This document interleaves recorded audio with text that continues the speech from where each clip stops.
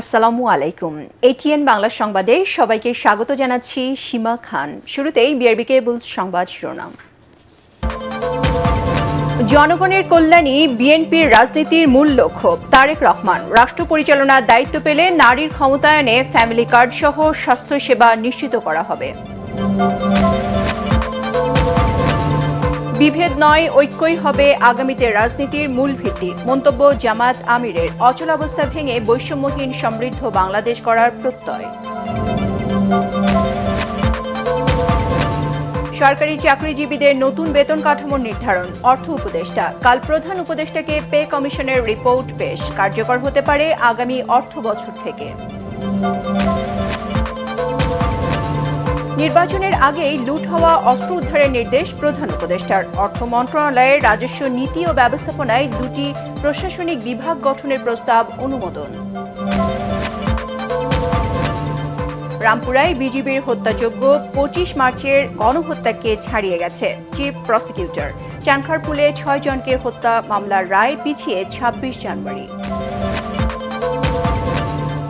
এবং চাপ দিয়ে বাংলাদেশকে ভারতে খেলানো যাবে না, উপদেষ্টা আসিফ নজরুল। আইসিসির কাছে নতি স্বীকার না করার আহ্বান।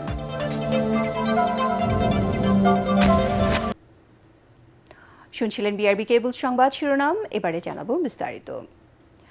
জনগণের কল্যাণই বিএনপির রাজনীতির মূল লক্ষ্য বলে জানালেন দলের চেয়ারম্যান তারেক রহমান। তিনি বলেন, জনগণের ভোটে রাষ্ট্র পরিচালনার দায়িত্ব পেলে নারীর ক্ষমতায়নে ফ্যামিলি কার্ড, কৃষকদের সহযোগিতায় কৃষি কার্ড সহ জনগণের স্বাস্থ্যসেবা নিশ্চিত করা হবে।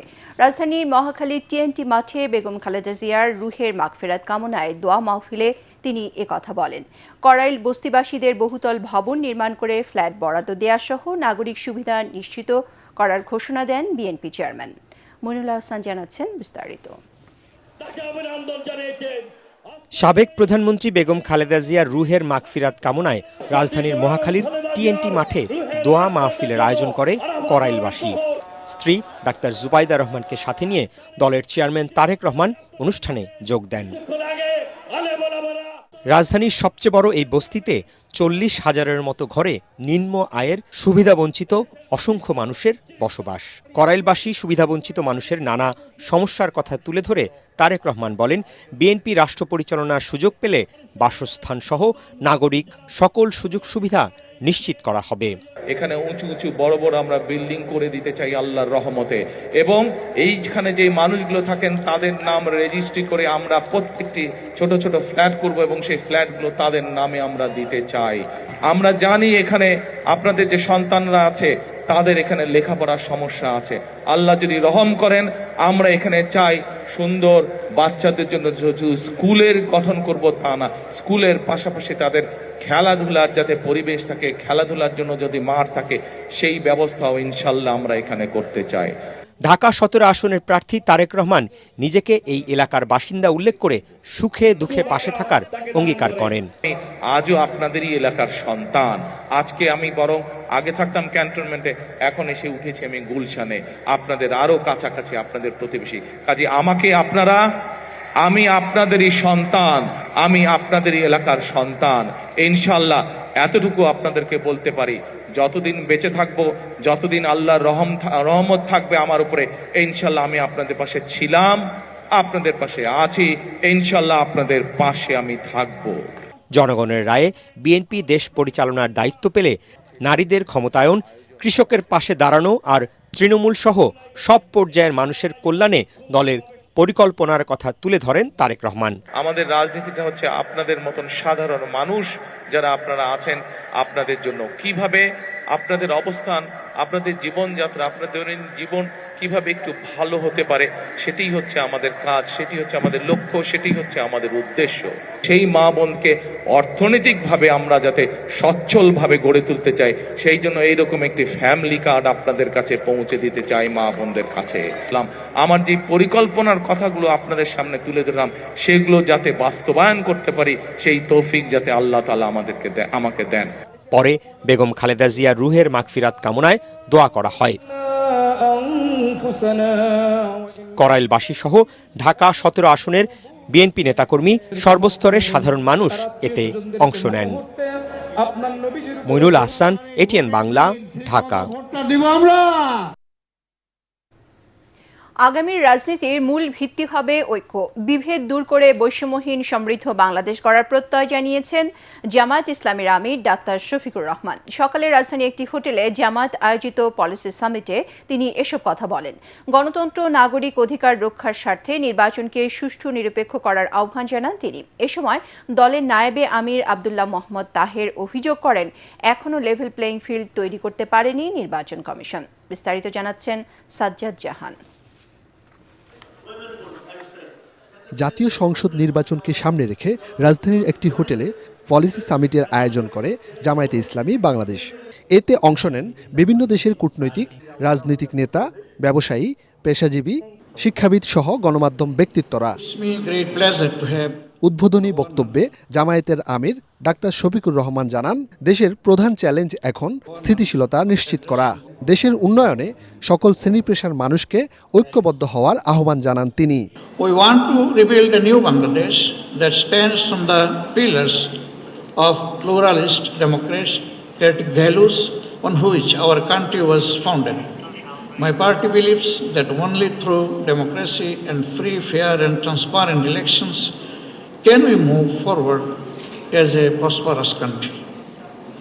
But what we need now more than ever before is a vision for the country which is backed by tangible, concrete actions which transforms. পরে সাংবাদিকদের প্রশ্নের জবাবে জামায়াতের নায়েবে আমির আব্দুল্লাহ মোহাম্মদ তাহের অভিযোগ করেন, নির্বাচনে একটি দলের প্রতি প্রশাসন পক্ষপাতমূলক আচরণ করছে।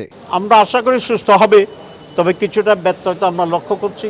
সেগুলো রিপেয়ার করার জন্যে আমরা চেষ্টা করছি। আমরা অলরেডি চিফ অ্যাডভাইজার ইলেকশন কমিশনের সাথে যোগাযোগ করছি, কারণ যদি এবার সুস্থ ইলেকশন না হয় তাহলে বাংলাদেশ শুধু অতীতের অন্ধকারেই যাবে না, আবার গাঢ় অন্ধকারের দিকে চলে যাবে। আমরা ব্যর্থ দেখছি সরকারি অ্যাটিটিউডে একটি দলের প্রতি অধিকতর বায়াসনেস দেখেছি, যেমন প্রটোকলের কথা বলেন, সিকিউরিটির কথা বলেন, এবং কোনো জায়গায় অফিসাররা কিছুটা বায়াসড রোল প্লে করছে। নির্বাচনে লেভেল প্লেইং ফিল্ড নিশ্চিত না হলে দেশ অন্ধকারে নিমজ্জিত হবে বলে জানান আব্দুল্লাহ মোহাম্মদ তাহের। নিশ্চিত না হয় তাহলে তো কিছু একটা আমাদের করতে হবে। এটাকে Sajjad Jahan, ATN Bangla, Dhaka. Thank you.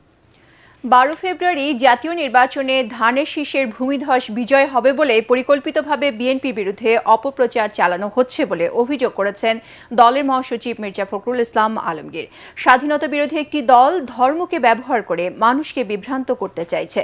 দলের প্রতিষ্ঠাতা জিয়াউর রহমানের 90তম জন্মদিন উপলক্ষে রাজধানী কাকরাইলে ডিপ্লোমা ইঞ্জিনিয়ার্স ইনস্টিটিউটে বিএনপির আলোচনা সভায় মির্জা ফখরুল ইসলাম আলমগীর এসব কথা বলেন। এই আলোচনায় সভায় মহাসচিব সহ সিনিয়র নেতারা নির্বাচনের পরিস্থিতি নিয়ে আলোচনা করেন। জামিল হাসান শান্ত রিপোর্ট। স্বাধীনতার ঘোষক শহীদ রাষ্ট্রপতি জিয়াউর রহমানের 90তম জন্মদিন উপলক্ষে আলোচনা সভার আয়োজন করে বিএনপি। এতে জিয়াউর রহমান বীর উত্তমের স্বাধীনতার ঘোষণা, রাষ্ট্র পরিচালনার নানা দিক নিয়ে আলোচনা করে বিএনপির স্থায়ী কমিটির সদস্যসহ সিনিয়র নেতারা। মহাসচিব মির্জা ফখরুল ইসলাম আলমগীর বলেন, আধুনিক বাংলাদেশ গড়ার জন্য জনগণ উন্মুখ হয়ে আছে। তখন আবার ধর্মের নামে জনগণকে বিভ্রান্ত করছে একটি দল। ধর্মকে ব্যবহার করে মানুষকে বিভ্রান্ত করে ভুল বুঝিয়ে দাঁড়িপাল্লায় ভোট দিলে নাকি বেরোতে যেতে হবে। হায় হায়। তিনি আরো বলেন, আগামী জাতীয় নির্বাচনে বাংলাদেশের জাতীয় ভবিষ্যৎ নির্ধারিত হবে। অনেকে নির্বাচন হবে কিনা বাধা দেব, করতে দেব না, ভেতরে ভেতরে খবর নিয়ে দেখেন তাদের 3টা ভোটও নেই। ওরা আবার বড় গলায় বলে নির্বাচন হতে দেব না।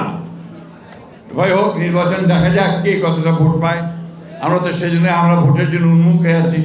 আমরা নির্বাচন চাই, আমরা যাব জনগণের কাছে। জনগণ যদি আমাদেরকে গ্রহণ করে আমরা আছি, জনগণ যদি বাদ দেয় বাদ দিয়ে দেবো। ইলেকশন ইঞ্জিনিয়ারিং এর শঙ্কা প্রকাশ করেও নেতাকর্মীদের সতর্ক করে দেন বিএনপির স্থায়ী কমিটির সদস্য মির্জা আব্বাস। কিছু কিছু সিট কিছু কিছু দলের ইলেকশন ইঞ্জিনিয়ারিং এর মাধ্যমে তারা জয়লাভ করার চেষ্টা করবে, নিয়ে যাবে জোরদস্তি করে। আমি আশঙ্কা করছি এবং আমি শুনেছি, আমি জেনেছি।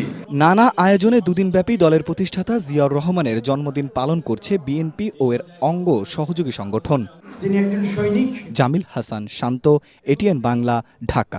যখন রাষ্ট্র পরিচালনার দায়িত্বে এসেছিলেন।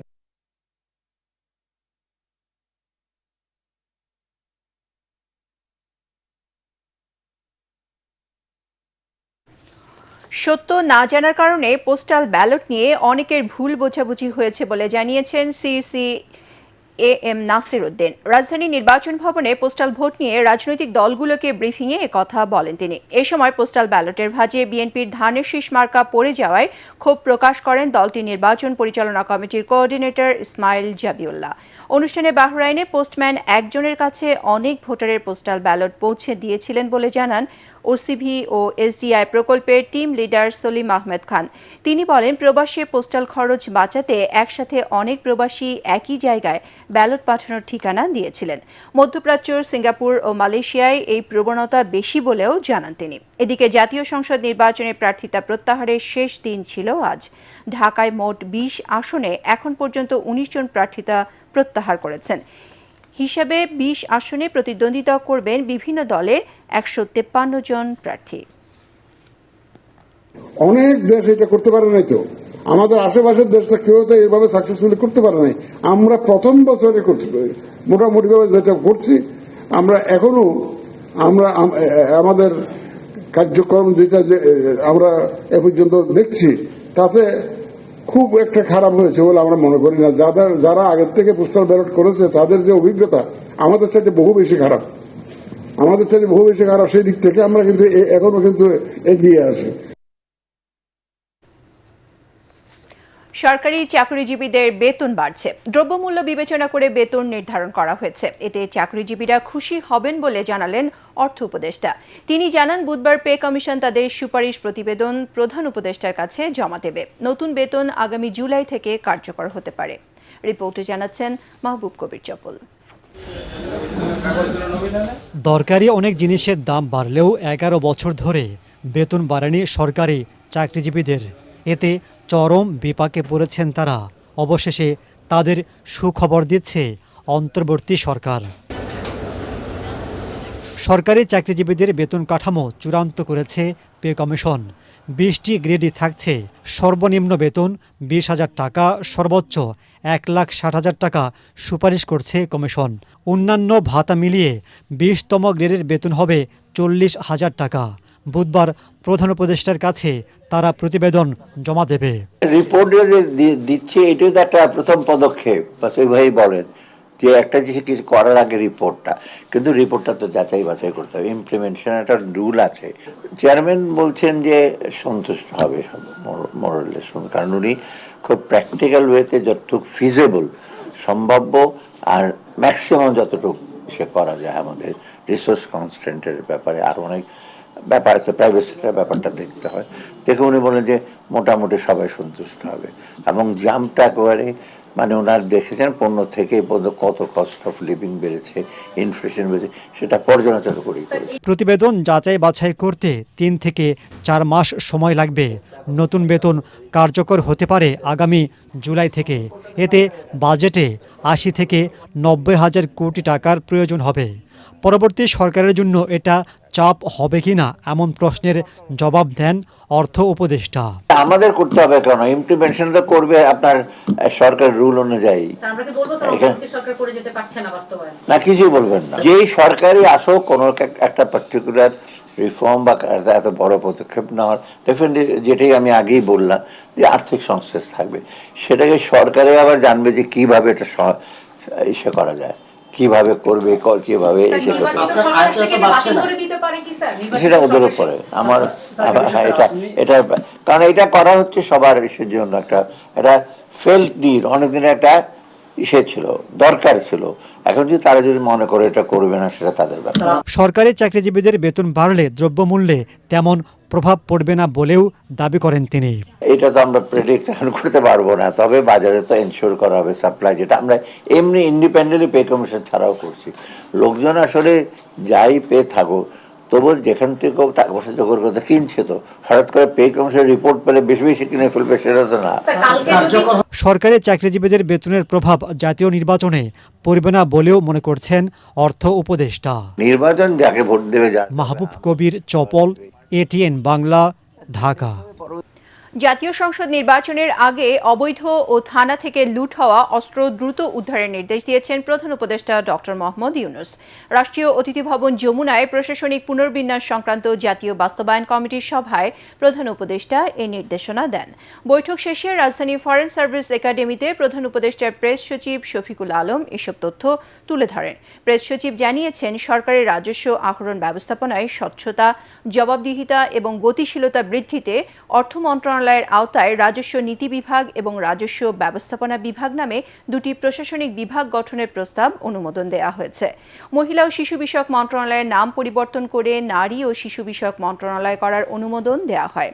সভায় স্বাস্থ্য সেবা বিভাগ ও স্বাস্থ্য শিক্ষা ও পরিবার কল্যাণ বিভাগ একত্রিত করে স্বাস্থ্য পরিবার কল্যাণ মন্ত্রণালয় পুনর্গঠনের প্রস্তাব অনুমোদিত হয়েছে।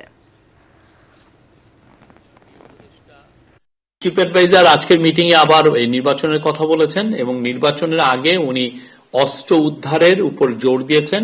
উনি বলেছেন যে লুট করা অস্ত্র যে করেই হোক ইলেকশনের আগে যত দ্রুত পারা যায় এগুলোকে উদ্ধার করতে হবে। স্বাস্থ্য সেবা ও স্বাস্থ্য শিক্ষা উভয় ক্ষেত্রেই মানের যথেষ্ট অবনতি ঘটেছে। মন্ত্রণালয়ের কার্যক্রমে পুনরায় গতি ও সমন্বয় ফিরিয়ে আনার লক্ষ্যে বিভাগ দুটিকে একত্রীকরণের জন্য মাননীয় প্রধান উপদেষ্টার সদর অনুমোদন গ্রহণ করা হয়েছে। রায় প্রস্তুত না হওয়ায় ঘোষণা হল না রাজধানীর চানখারপুলে ৬ জনকে হত্যার ঘটনায় মানবতা বিরোধী অপরাধের মামলার রায়। গণমাধ্যমকে আন্তর্জাতিক অপরাধ ট্রাইব্যুনালের এই সিদ্ধান্তের কথা জানিয়ে চিফ প্রসিকিউটর তাজুল ইসলাম বলেন, ২৬ জানুয়ারি রায় ঘোষণার দিন ঠিক করেছে আদালত। এ সময় রামপুরায় ২৮ জনকে হত্যা মামলা প্রসঙ্গে তিনি বলেন, ২৪-এর গণ আন্দোলন দমাতে রামপুরায় বিজিবির হত্যাযোগ্য ২৫ মার্চ কালরাতের গণহত্যাকে ছাড়িয়ে গেছে। বিস্তারিত হুমায়ুন চিস্তির রিপোর্টে। জুলাই গণ আন্দোলনে চানখারপুলে হত্যাযজ্ঞের ঘটনায় মানবতা বিরোধী অপরাধের মামলার রায় দেওয়ার নির্ধারিত দিন ছিল মঙ্গলবার। রায় ঘোষণার কার্যক্রম সরাসরি সম্প্রচার করার কথা ছিল বাংলাদেশ টেলিভিশনের। তবে ট্রাইব্যুনাল ১-এর বিচারিক কার্যক্রম শুরুর কিছুক্ষণ পর গণমাধ্যমের কাছে চিফ প্রসিকিউটর জানান, পেছানো হয়েছে রায় ঘোষণা। পেছানোর কারণও জানান তিনি। আজকে আদালতে উঠে তারা জানিয়েছেন, যেহেতু রায়টি সম্পূর্ণভাবে প্রস্তুত হয়নি, সে কারণে আগামী ২৬শে জানুয়ারি এই মামলার রায় তারা প্রদান করার জন্য পুনরায় তারিখ নির্ধারণ করেছেন। যারা ক্ষমতায় টিকে থাকার জন্য দানবের ভূমিকায় অবতীর্ণ হয়েছিলেন, যারা নির্বিচারে এই দেশের নিরস্ত্র নিরীহ তরুণ যুবক এবং শিশুদেরকে হত্যা করেছে, এই হত্যাকাণ্ড করে যে পার পাওয়া যাবে না, সেই বার্তাটি আমরা আপনাদের মাধ্যমে জাতির কাছে দিতে চাই। এদিন রামপুরায় ২৮ জনকে হত্যা মামলায় হেফাজতে থাকা ২ সেনা কর্মকর্তাকে হাজির করা হয় ট্রাইব্যুনালে। সূচনা বক্তব্য উপস্থাপন করেন চিফ প্রসিকিউটর।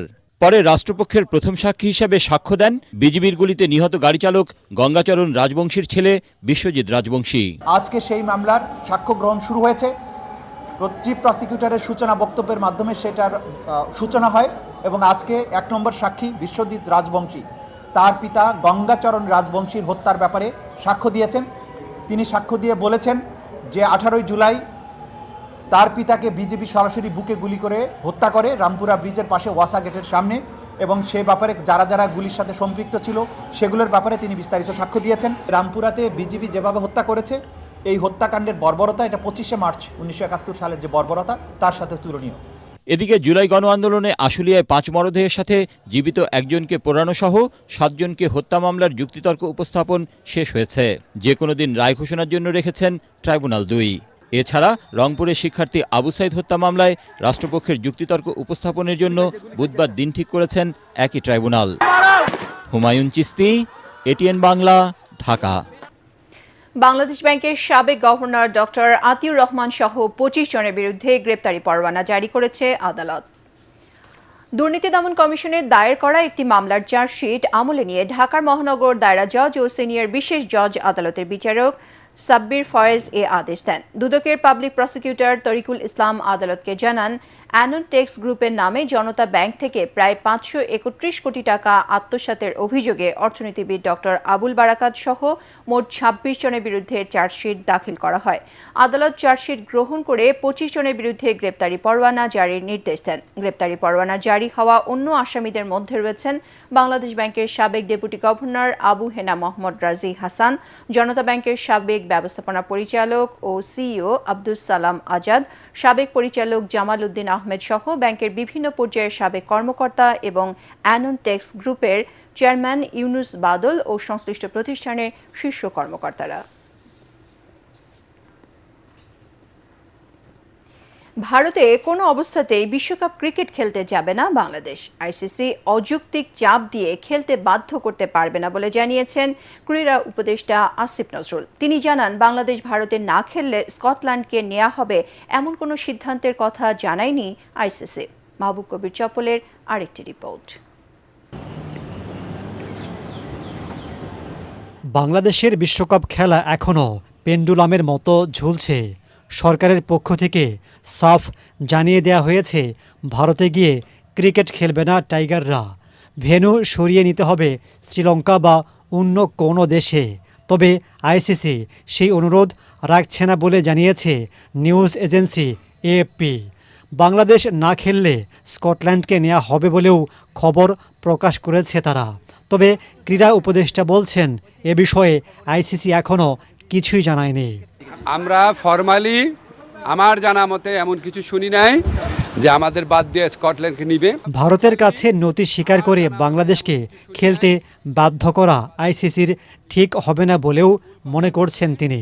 যদি আইসিসি ভারতীয় বোর্ডের কাছে চাপ সৃষ্টি করে, ভারতীয়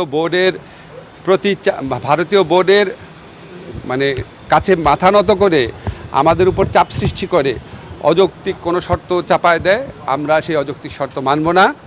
এর আগে এমন উদাহরণ আছে, পাকিস্তানে ভারত খেলতে যাবে না বলেছে, আইসিসি ভেন্যু চেঞ্জ করেছে।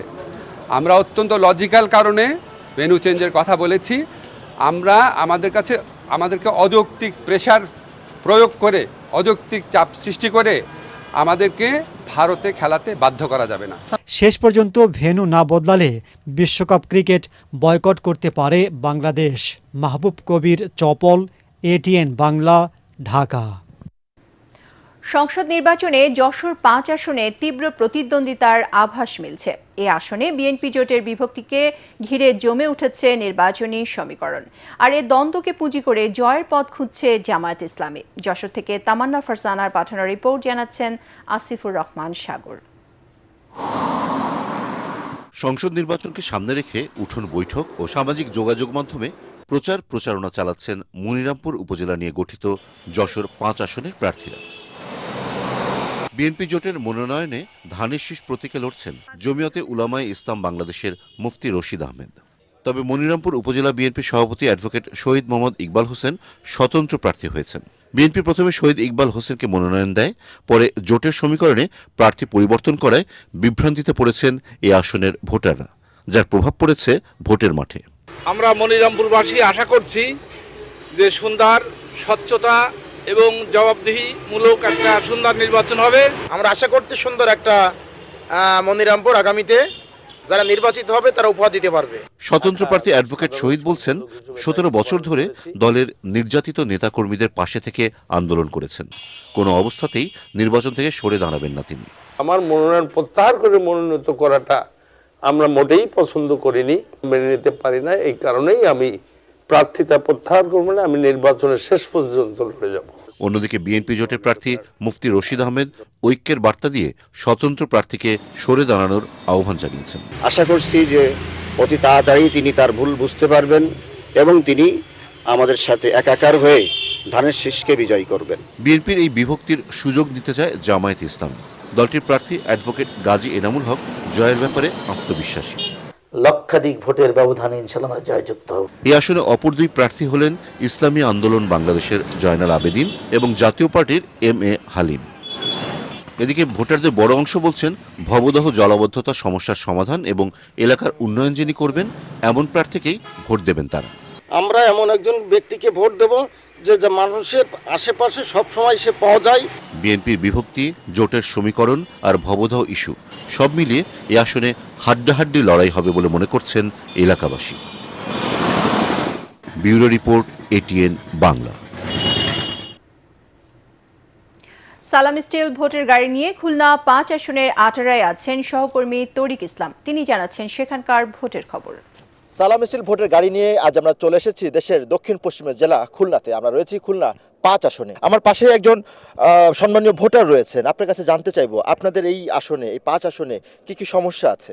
এখানে সবচাইতে বেশি আছে সমস্যা জলবদ্ধতা। আমাদের বিল ডাকাতিয়ায় কয়েক বছর ধরেই কোনো ফসল জন্মায় না। এলাকার উন্নতি, এই বিল ডাকাতিয়ার পানি নিষ্কাশন, এই ইন্ডাস্ট্রিগুলো চালানো এবং এখানে ক্ষুদ্র ক্ষুদ্র শিল্প যাতে গড়ে ওঠে। ধন্যবাদ আপনাকে। শুনছিলেন যে তিনি বলছিলেন এই এলাকার নানাবিধ সমস্যা রয়েছে। একদিকে শিল্পাঞ্চল হলেও শিল্প কলকারখানা বন্ধ রয়েছে, তাছাড়া কৃষিকাজ করবে মানুষ, জলাবদ্ধতা একটা বড় সমস্যা। তারা বলছেন আগামী দিনে যারাই ক্ষমতা আসুক, অর্থাৎ এই আসনে 2জন হ্যাভিওয়েট প্রার্থী রয়েছে। একদিকে রয়েছে বিএনপির প্রার্থী সাবেক সংসদ সদস্য আলী আসগার লবি, অন্যদিকে রয়েছে জামাতের সেক্রেটারি জেনারেল মিয়া গোলাম পরোয়া। তারা বলছেন যেই ক্ষমতায় আসুক না কেন আগামী দিনে তারা যেন এলাকার এই যে সমস্যা রয়েছে এই সমস্যার সমাধানে উল্লেখযোগ্য ভূমিকা পালন করবে, এমনটাই তাদের প্রত্যাশা। তো সালাম স্টিল ভোটের গাড়ি নিয়ে এই ছিল আমার কাছে সবশেষ। আলোচিত ই-কমার্স প্ল্যাটফর্ম ই-ভ্যালির এমডি মোহাম্মদ রাসেল ও স্ত্রী শামিমা নাসরিনকে আবারও গ্রেপ্তার করেছে ঢাকা মহানগর গোয়েন্দা পুলিশ ডিবি। সোমবার রাতে রাজধানী ধানমন্ডির বাসা থেকে তাদের গ্রেপ্তার করা হয় বলে জানিয়েছেন ডিবির যুগ্ম কমিশনার মোহাম্মদ রবিউল হোসেন ভূঁইয়া। তিনি জানান তাদের দুজনের বিরুদ্ধে 391টি ওয়ারেন্ট রয়েছে। এর মধ্যে রাসেলের বিরুদ্ধে পরোয়ানা রয়েছে 263টি এবং শামিমার বিরুদ্ধে 128টি। 2018 সালের ডিসেম্বরে যাত্রা শুরুর পর গাড়ি, মোটরসাইকেল, আসবাবপত্র, smart TV, fridge, AC, washing মেশিনের মতো পণ্য অর্ধেক দামে বিক্রির বিজ্ঞাপন দিয়ে সাড়া ফেলে অনলাইন মার্কেট প্লেস ই-ভ্যালি। চটকদার অফারের প্রলোভনে অনেকেই বিপুল অঙ্কের টাকা অগ্রিম দিয়ে পণ্যের অর্ডার দিয়েছিলেন, কিন্তু মাসের পর মাস অপেক্ষা করেও তাদের অনেকে পণ্য বুঝে পাননি। ই-ভ্যালি অগ্রিম নেয়ার টাকাও ফেরত দেয়নি গ্রাহককে। আবার সালাম স্টিল ভোটের গাড়ির খবর। ঘাটাইল উপজেলা নিয়ে গঠিত টাঙ্গাইল 3 আসনে বইছে নির্বাচনী আমেজ। প্রার্থীরাও নানা প্রতিশ্রুতি নিয়ে ভোটারদের দাঁড়ে দাঁড়ে ছুটছেন। এই আসনে বিএনপি প্রার্থী অ্যাডভোকেট এস.এম. ওবায়দুল হক নাসিরের প্রতিপক্ষ এনসিপি মনোনীত সাইফুল্লাহ হায়দার। বিস্তারিত জামিল হাসান শান্ত রিপোর্টে। টাঙ্গাইলের ঘাটাইলের একদিকে দিগন্তজোড়া কৃষিভূমি, আরেকদিকে সবুজ পাহাড়। প্রকৃতির এই বৈচিত্র্যময়তা পর্যটকদের দৃষ্টি আকর্ষণ করলেও এখানকার মানুষের জীবনে লাগেনি উন্নয়নের ছোঁয়া। একদিকে দীর্ঘ 17 বছর ভোট না দিতে পারার আক্ষেপ, অন্যদিকে জীবনমান উন্নয়নের দাবি এলাকাবাসীর। এই পাহাড়ের দিকে মনে মনে রাস্তা আছে, যেগুলোর ভিতরে একটা প্রেগনেন্ট মহিলা যদি আসতে চায় আর কি, ওই রাস্তার মধ্যে একটা বিগ একটা প্রবলেমের মধ্যে পড়ে যাবে। হাসপাতাল চিকিৎসা ভালো চাই। আমাকে সময় বৃষ্টি বলে পানি বেঁধে থাকে, রাস্তাঘাটের কোনো হাল নাই।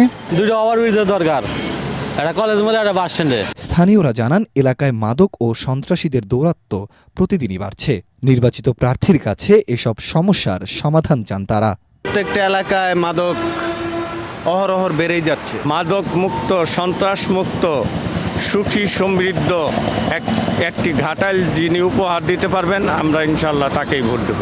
বিএনপি প্রার্থী অ্যাডভোকেট এস.এম. ওবায়দুল হক নাসির ভোটারদের সন্ত্রাস, চাঁদাবাজি এবং মাদক মুক্ত টাঙ্গাইল গড়ার পরিকল্পনার কথা বলছেন। রাজনৈতিক পৃষ্ঠপোষকতায় এখানে আমাদের তরুণ, আমাদের ছাত্র যুবকদেরকে নেশা দ্রব্য গ্রহণ করা শিখিয়েছে, কিছুদিন পর বিক্রি করা শিখিয়েছে। সমাজকে মাদক মুক্ত করতে হবে। তার প্রতিদ্বন্দ্বী এনসিপি প্রার্থী সাইফুল্লাহ হায়দার রাষ্ট্র পরিবর্তনের অঙ্গীকার নিয়ে ভোটারদের মন জয়ের চেষ্টা চালাচ্ছেন।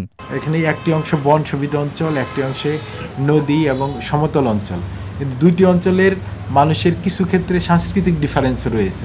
যে এই ডিফারেন্সগুলোকে দেখে এবং কৃষি নির্ভর অঞ্চল হিসাবে এখান থেকে কৃষি নির্ভর কিছু শিল্প গড়ে উঠেছে পাহাড়ি অঞ্চলে, সেগুলোকে দেশের বাইরে তাদের রপ্তানির ব্যবস্থাপনা করা এবং এই কৃষি নির্ভর শিল্পগুলোকে প্রণোদনা দেওয়া, এই বিপুলগুলোতে আমার একটা গুরুত্বপূর্ণ ভূমিকা থাকবে এবং তারা এই বিষয়ে আমাদের সাথে কথা বলেছে। ঢাকা থেকে 119 কিলোমিটার দূরে টাঙ্গাইলের ঘাটাইল উপজেলায় ভোটার প্রায় 4 লাখ।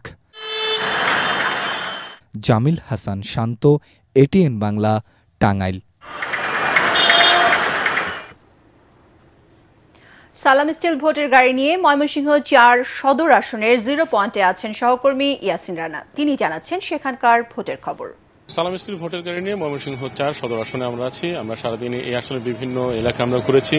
এখানে মূল যে সমস্যাটা সেটা হলো যানজটের সমস্যা, মাদকের সমস্যা রয়েছে এবং প্রার্থীরা যে বিষয়টি বলছেন এখানে লেভেল প্লেইং ফিল্ডের অভাব রয়েছে। এক্ষেত্রে পেশি শক্তির যে ব্যবহার হচ্ছে এই বিষয়টা নিয়ে প্রার্থীরা চিন্তিত। যিনি এমপি হবেন তিনি যেন আমাদের এই সদরের উন্নয়নের ক্ষেত্রে থাকেন, এমন এমপি আমরা চাই। শহরের বাইরের যে ইউনিয়নগুলো রয়েছে, সিটি কর্পোরেশন বাইরে, সেখানে আসলে উন্নয়নের ব্যাপক ঘাটতি রয়েছে। এই উন্নয়নের যে বৈষম্য, এই বিষয়টি তারা অবসান চান এবং এই শহরটিকে একটি পরিচ্ছন্ন শহর হিসেবে গড়ে তোলার জন্য আগামীতে যেন এমপি প্রার্থীরা এখানে ভূমিকা রাখেন। এবং এখানে বিএনপির প্রার্থী রয়েছেন ওহাব আকন্দ, জামাতের প্রার্থী রয়েছেন কামরুল হাসান এমরুল এবং এখানে এছাড়াও মোট 8 জন বৈধ প্রার্থী রয়েছেন। ময়মনসিংহ 4 আসন থেকে এই ছিল ভোটের সবশেষ তথ্য। এবারে অর্থ সংবাদ।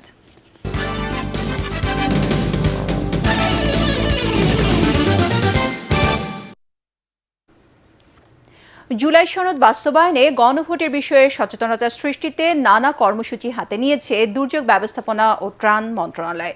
জাতিসংঘের দুর্যোগ ঝুঁকি হ্রাস ফেলো এবং গণমাধ্যম ব্যক্তিত্ব মোহাম্মদ মনসুরুল হক বলেন, সুশাসন প্রতিষ্ঠা এবং জননিরাপত্তা নিশ্চিতে জুলাই সনদের গুরুত্ব অপরিসীম। মনির হোসেন তপুর রিপোর্ট।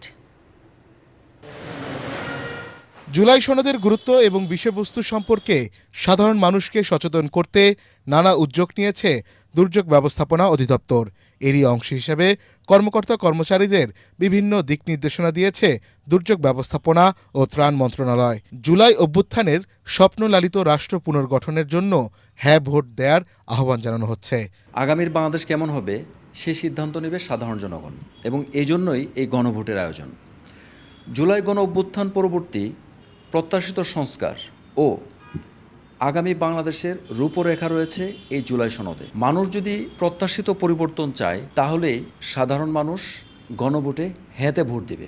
তো এই জন্য দুর্যোগ ব্যবস্থাপনা ও ত্রাণ মন্ত্রণালয়, দুর্যোগ ব্যবস্থাপনা অধিদপ্তর ও জেলা উপজেলা অফিস বিভিন্ন ধরনের কর্মসূচি হাতে নিয়েছে। মানসুরুল হক বলেন, ইচ্ছার বিরুদ্ধে ভোট দিতে কাউকে চাপ প্রয়োগ করা হচ্ছে না। গণভোট সম্পর্কে সচেতন করতে সাধারণ মানুষের সাথে কানেক্ট করা হচ্ছে এবং এখানে কোনো রকম কোনো চাপ প্রয়োগ করা হচ্ছে না। কারণ ভোটাধিকার মানুষের একটি গণতান্ত্রিক অধিকার। শুধুমাত্র এই অধিকারটা নিশ্চিত করার জন্যই আমাদের এই প্রয়াস। দেশের মঙ্গলে প্রতিটি জনগণের গুরুত্ব এবং অবদান রাখার সুযোগ রয়েছে। সেই অধিকার প্রতিষ্ঠায় কাজ করছেন তারা। মনির হোসেন তপু, এটিএন বাংলা, ঢাকা। মানবিক উদ্যোগ হিসেবে মৌলভীবাজারের শ্রীমঙ্গলে পট্টস্নান ইকো রিসোর্টের পক্ষ থেকে শীতার্তদের মাঝে কম্বল বিতরণ করা হয়েছে। অনুষ্ঠানে প্রধান অতিথি ছিলেন অন দ্য ওয়ার্ল্ড কোম্পানি লিমিটেডের চেয়ারম্যান ও শাহজালাল ইসলামী ব্যাংক পিএলসির পরিচালক খন্দকার সাকিব আহমেদ। বিশেষ অতিথি ছিলেন পট্টস্নান ইকো রিসোর্ট ও অন দ্য ওয়ার্ল্ড কোম্পানি লিমিটেডের ব্যবস্থাপনা পরিচালক তানজিন জামান ইলোরা।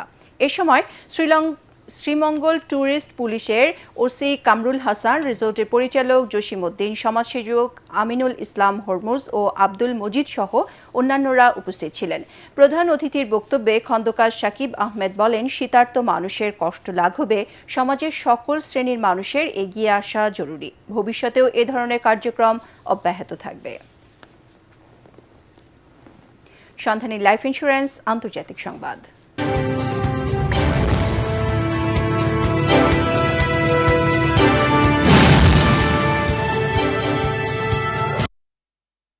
ফ্রান্সের ওপর 200% শুল্ক আরোপের হুমকি দিয়েছেন যুক্তরাষ্ট্রের প্রেসিডেন্ট ডোনাল্ড ট্রাম্প। গাজা পুনর্গঠনে মার্কিন প্রেসিডেন্ট ডোনাল্ড ট্রাম্পের প্রস্তাবিত বোর্ড অব পিসে যোগদানের আমন্ত্রণ প্যারিস প্রত্যাখ্যানের ইঙ্গিত দেওয়ার পর ফরাসি ওয়াইন ও শ্যাম্পেইনকে লক্ষ্য করে এই হুমকি দিয়েছেন তিনি। একই সঙ্গে ফরাসি প্রেসিডেন্ট ইমানুয়েল ম্যাক্রোর পাঠানোর একটি ব্যক্তিগত বার্তাও সামাজিক যোগাযোগ মাধ্যমে প্রকাশ করেছেন ট্রাম্প। ডেনমার্কের অংশ আর্কটিক ভূখণ্ড গ্রিনল্যান্ড নিয়ে ট্রাম্প কেন অত্যধিক মনোযোগী সেই বিষয়ে মার্কিন অর্থমন্ত্রী স্কট বেসেন্টের তুলে ধরা যুক্তিকে উপহাস করায় ফ্রান্সের বিরুদ্ধে সর্বাত্মক আক্রমণ শুরু করেছেন মার্কিন প্রেসিডেন্ট। এবারে খেলার খবর।